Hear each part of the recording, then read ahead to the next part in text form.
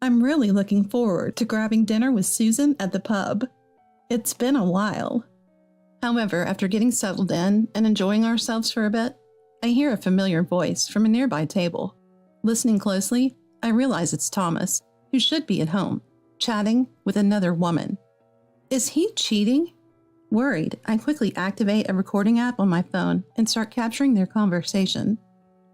Little did I know this would lead to a situation that would require calling the police.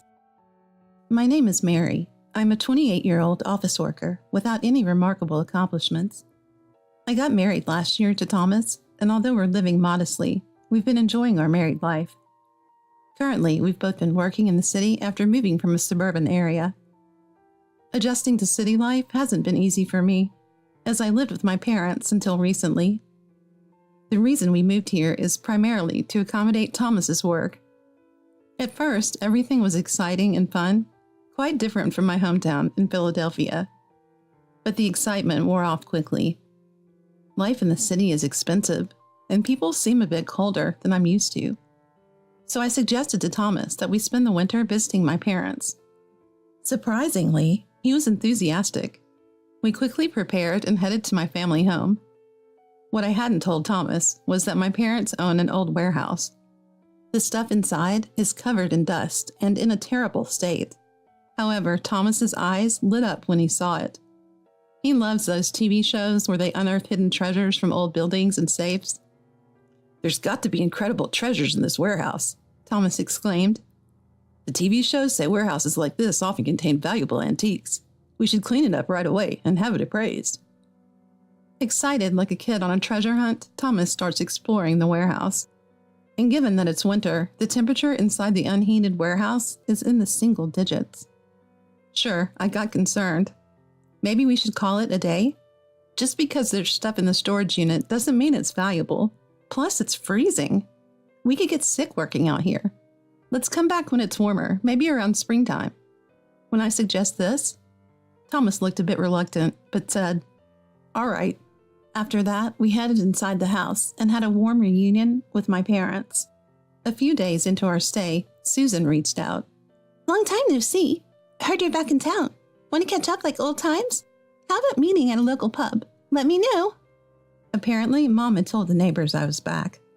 My heart leapt at the message, and I quickly replied, "Definitely, let's chat like we used to. Can't wait." We touched base a few more times to finalize the details. Thomas had work to do at home, so I went out on my own.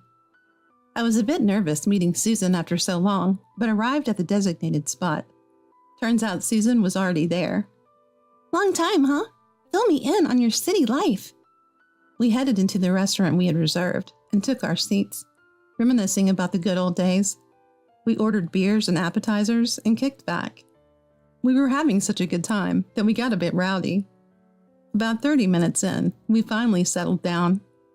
Just then, with a cheerful greeting from a waiter, new customers were seated nearby. At first, I paid no mind, but then I thought, huh?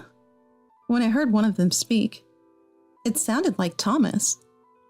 Thomas had said he was working from home. Curious, but also thinking, maybe he needed a break from being alone at my parents' house. I got up to approach him. That's when I heard another voice. A woman's voice. Was he out meeting a woman behind my back? But their conversation didn't sound flirty. I was about to speak when Thomas said something shocking.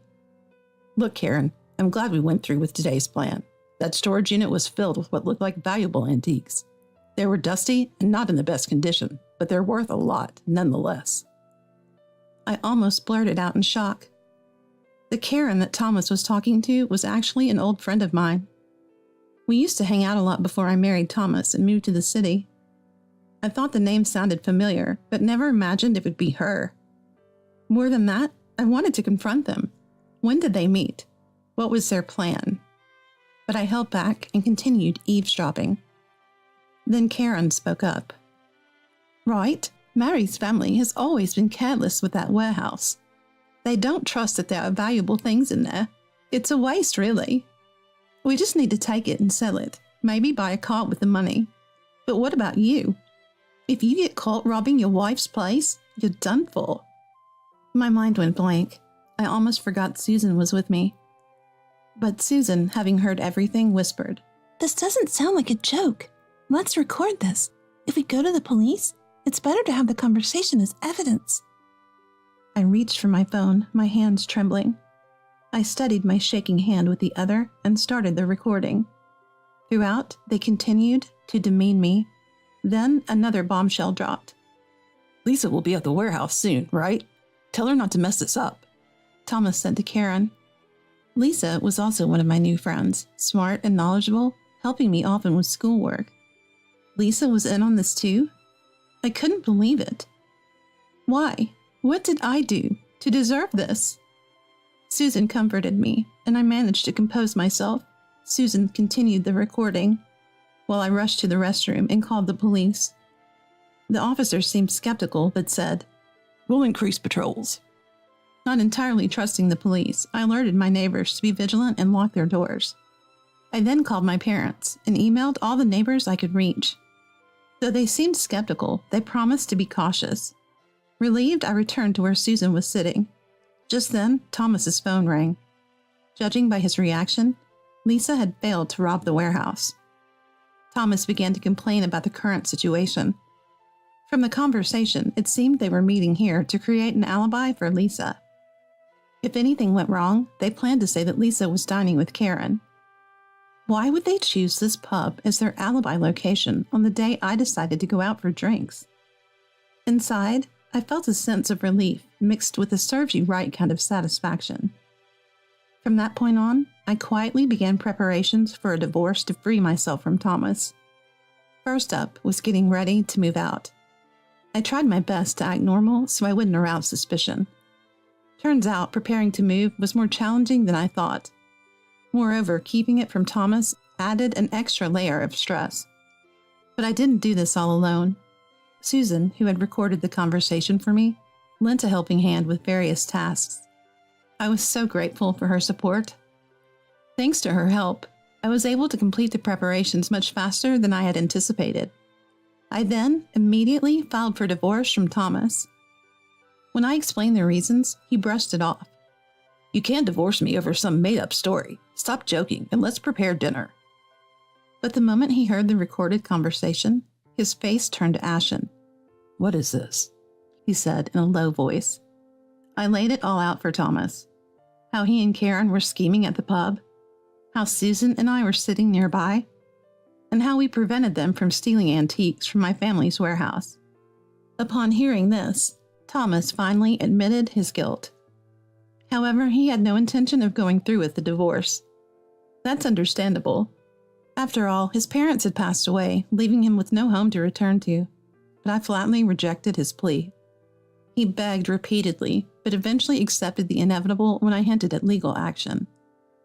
Finally, a massive weight lifted off my shoulders. I headed straight to the courthouse and finalized the divorce.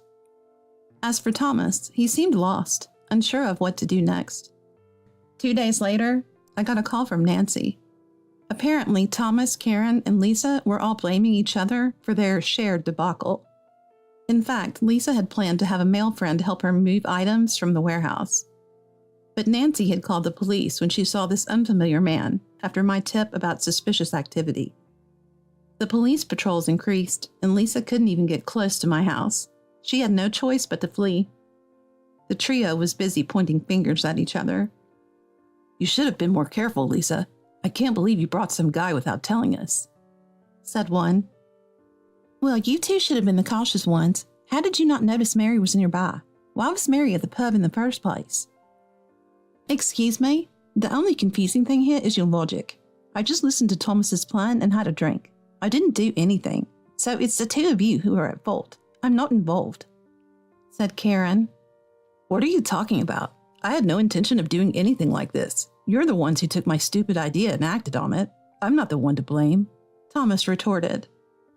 Nancy told me, "You should sue them," but I just wasn't feeling it. Honestly, the effort to sue and actually win seemed too much. I could probably win, but I didn't want to waste any more time or money on these jerks. After that, Thomas kept begging to get back together. It was just a joke back then.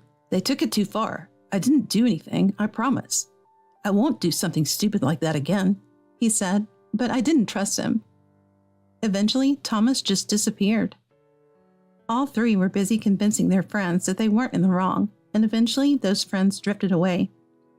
Word got around the neighborhood about what they'd done, and it seems like Thomas couldn't take the heat and vanished. Karen and Lisa were still bad-mouthing each other, but they also couldn't handle the cold stares and disappeared. Rumors circulated. Some say they became recluses. Others say they fled far away. Suing them now would be a hassle, so I discussed things with my parents and decided to put this chapter behind me. The mess all started with the warehouse cleaning. It took some time, but we tidied up all the antiques in the warehouse and sold whatever we could. Turns out there were some valuable pieces in there, and we made quite a sum. In hindsight, Thomas did have a good eye for antiques, but with the money, we decided to take our first trip overseas. Up until now, we've been too busy and not financially ready for international travel. I quickly invited my parents. They were totally up for it, saying opportunities like this are rare. After we get back, we're planning to take a domestic trip with Susan, the real MVP of this whole saga. Have you decided where you're going? I'm still torn. Dad wants to go to Australia and Mom's rooting for Europe. What a happy dilemma. Thank you. Let's go together when we're back. Susan grinned and said, I'm looking forward to it. As I'm getting excited about my first international trip, I'm also wondering what souvenir to get for Susan.